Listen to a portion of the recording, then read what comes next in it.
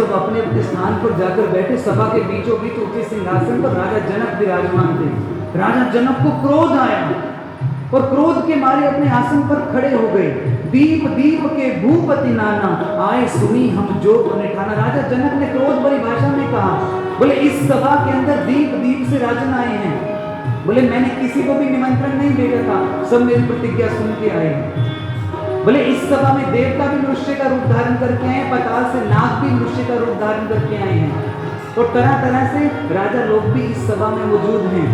बोले लेकिन खेद की बात है कि इस सभा के अंदर एक भी योद्धा ऐसा नहीं है जो शिव धनुष को तोड़ सके। इस सभा के अंदर एक भी ऐसा योद्धा नहीं है। बोले तोड़ना तो दूर की बात, एक भी योद्धा ऐसा नहीं था जो शिव धनुष को टस से मस कर सका हो। अब उसी सभा में कौन बैठे थे? लखन। अब लखन ने इतनी बात सुनी, लखन को आया क्रोध।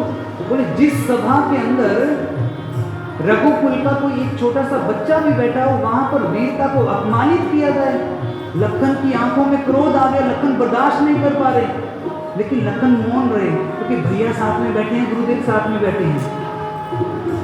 और राजा जनक भी कह तो राजाओं को रहे थे, लेकिन ये सुनाना किसको चाहते थे? लखन को। क्योंकि वो जानते हैं अगर लखन को सुनाऊंगा, लखन कुछ करेंगे तभी राम उठेंगे, तभी राम उठेंगे।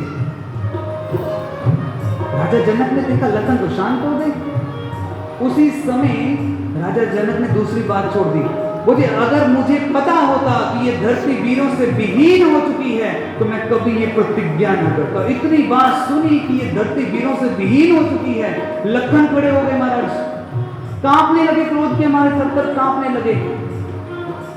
और राम जी का आशीर्वाद लेकर राम जी से कहते हैं, रघुवंश सिन महु जहूं तो होई, तेही समाज अस कहीं न कोई, कहीं जनक जैसे अनुचित बानी, विद्यमान रघुकुल में जानी। बोले जिस सभा के अंदर अब तक छोटा सा बच्चा भी बैठा हो, जिस सभा के अंदर मेरे भैया राम बैठे हो, उस सभा के अंदर ऐसे अनुचित बातों को करना शोभा नहीं देता। राम से कहते हैं भैया अगर आप एक बार आज्ञा करें तो मैं इस पूरे विश्व को, जैसे छोटा सा बच्चा गेंद को उठाता है, इस पूरे विश्व को उठाकर दौड़ पड़ूं। इतना ही नहीं, जैसे बच्चे खेल ही खेल में कच्चे मटके को फोड़ देते हैं, ठीक उसी प्रकार मैं इस पूरे विश्व को उठाऊं और कच्चे मटके की भांति फोड़ दूं। अब इतनी बात राजाओं ने सुनी। बोले मैंने तो पहले ही कहा था ये छोटे वाला है ना, ये खतरनाक है। बोले मैंने तो आने से पहले ही मना की थी कि हमें इस सभा में नहीं आना चाहिए। बोले देख लो पूरे विश्व को उठाएगा और तोड़ देगा। बोले देखो कैसी कैसी बातें करता है। दूसरे ने कहा अगर नहीं आता तो क्या कर लेता, अपने घर पर रुकता तो तेरा घर भी तो विश्व में ही आता है, वहां रहता तब भी टूटता। तो लखन और क्रोध में आए। लखन ने कहा बोले भैया आप अगर आज्ञा दें तो जिस प्रकार एक बच्चा मूली को तोड़ लेता है, ठीक उसी प्रकार में सुमेरु पर्वत को उखाड़ कर भाग दौड़ जाऊं। बोले इतना ही नहीं प्रभु, ये धनुआ क्या चीज है, ऐसी तो कई धनुआ को मैं एक बार में उठाकर 100 योजन तक जोड़कर चला जाऊं। इतनी बात लखन ने कही और फिर अंत में कहा प्रभु अगर मैं ये ना कर सकूं, आपके चरणों की सुगंध खा के कहता हूं आज के बाद धनुष बाण को छूऊंगा भी नहीं, आज के बाद धनुष बाण को छूऊंगा भी नहीं। और जैसे जैसे लखन बोल रहे हैं, राम प्रसन्न हो रहे हैं, गुरुदेव प्रसन्न हो रहे हैं। और जनक भी यही चाहते थे। जनक चाहते थे किसी प्रकार से लखन उठे, लखन उठेंगे तो राम उठेंगे। और गुरुदेव मन ही मन कहते हैं वारे चेला अद्भुत वृतांत किया है तूने। और राम जी ने मन ही मन इशारों ही इशारों में लखन को कहा लखन बैठ जा। राम ने कहा लखन तो चिंता मत कर। बोले बरसात होने से पहले बादलों की गर्जना हुआ करती है, बादलों की गर्जना तूने कर दी है, अब कृपा की बरसात मैं खुद कर दूंगा। लखन को बिठा लिया और फिर गुरुदेव ने आज्ञा की है, विश्वामित्र समय शुभ जानी, बोले अति स्नेहमयी वाणी।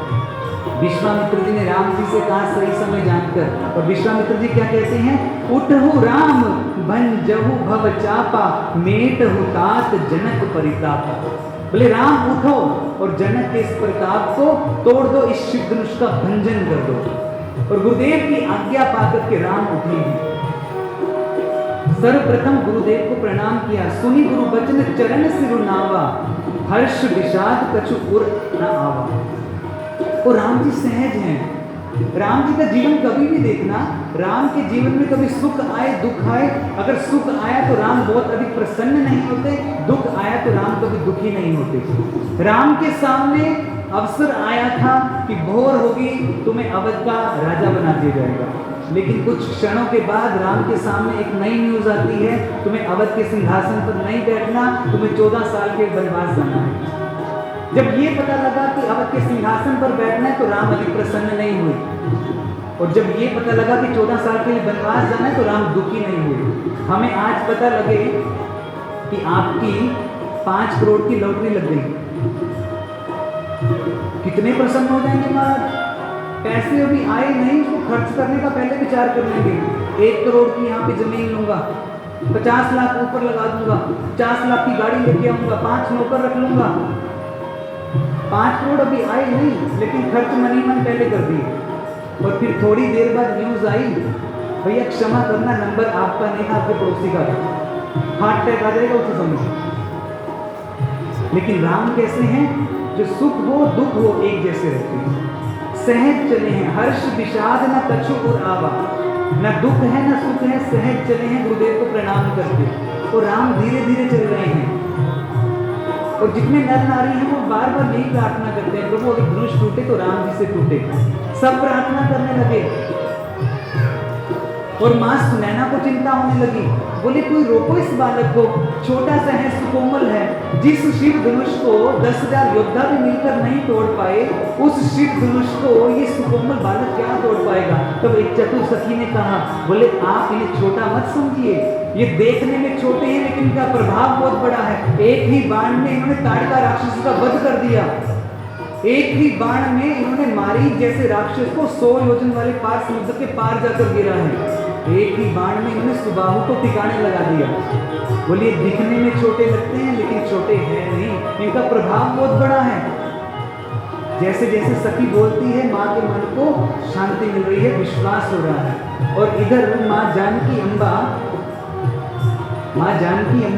मन ही मन प्रार्थना करती हैं, हे गणपति बप्पा आप विघ्नों को हरने वाले हैं, आप एक काम कीजिएगा, अब जब राम धनुष को तोड़ने के लिए जाएं तो कोई विघ्न रास्ते में ना आए।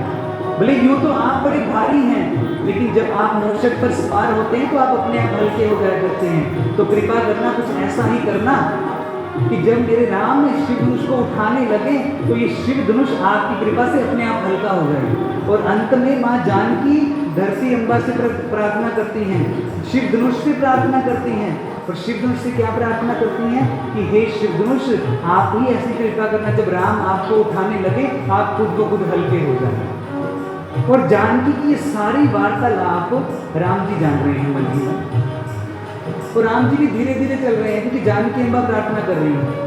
राम जी कहते हैं मुझे भी कोई जल्दी नहीं, जानकी जितनी प्रार्थना करनी है कर लो।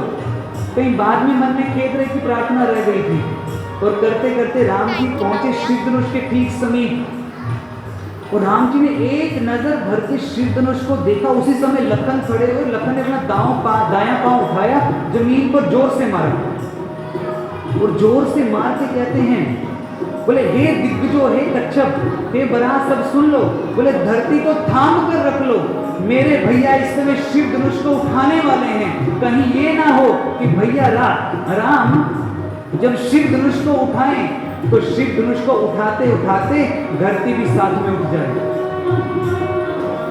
अब इधर बाकी जब राजा बैठे थे सब, वो बोले उठाने तो बड़ा गया है, ये छोटे को क्या दिक्कत होती है। बोले छोटे ने पाँव मारा जोर से, और उधर राम जी भी देख रहे हैं। और फिर सारी प्रार्थना हो गई माँ जानकी की, अब माता जानकी घबरा रही है, मन में कुछ डर है। और जैसे राम जी ने देखा कि अब जानकी अम्बा घबरा रही है, जानकी घबरा रही है, तो अब राम जी ने देरी नहीं की, गुरु ही प्रणाम मन ही मन कीना, गुरु को प्रणाम किया। गुरु को किसको? गुरुदेव वशिष्ठ जी को प्रणाम किया, क्योंकि विश्वामित्र जी को तो अभी प्रणाम करके आए थे। गुरु ही प्रणाम मन ही मन कीना, अति लाघव उठाए धनु दीना। और उसी क्षण, एक क्षण शुरू हो और वो क्षण खत्म हो, उसी क्षण के बीच में राम जी ने शिव धनुष को उठाया है, प्रत्यंचा चढ़ाई है और शिव धनुष का भंजन कर दिया है। बोले लोगों ने इतना ही दृष्टि था कि राम जी ने शिव धनुष को कब उठाया, कब उसकी प्रत्यंचा चढ़ाई, कब तोड़ा, कोई नहीं देख पाए। बस इतना देखा कि राम ने शिव धनुष का स्पर्श किया है। लेकिन एक क्षण शुरू हो और क्षण खत्म हो, उसके बीचों बीच राम ने शिव धनुष को उठाया, प्रत्यंचा चढ़ाई और शिव धनुष का भंजन कर दिया। जैसे शिव धनुष को राम ने उठाया है, बिजली चकाचौंध हुई, ध्वनि होने लगी, बादल गर्जना करने लगे, बिजली चमकने लगी है। भरे भुवन घोर कठोर रवि बाजी तज मारग चले, चिक्कर ही दिग्गज डोल मणि नहीं कोल कुरुम कलमल। ध्वनि होने लगी जोर जोर से। और जैसे ही राम जी ने शिव धनुष का भंजन किया है, उसी समय पूरी सभा में राम जी के नाम की जय जय घोष होने लगी। बोले राम सरकार की जय, रामचंद्र भगवान नमः पार्वती पतये हरे हरे। तो किसी ने प्रश्न किया, राम जी ने शिव धनुष कैसे तोड़ा? सभा के बीचों बीच।